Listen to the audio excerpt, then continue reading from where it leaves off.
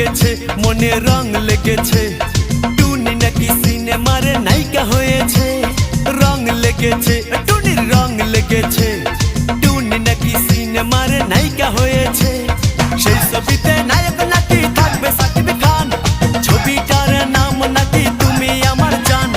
টুনির জ্বালায় এবার আমার যাবে রে প্রাণ রং লেগেছে মনে রং লেগেছে টুনি নাকি সিনেমার নায়িকা হয়েছে।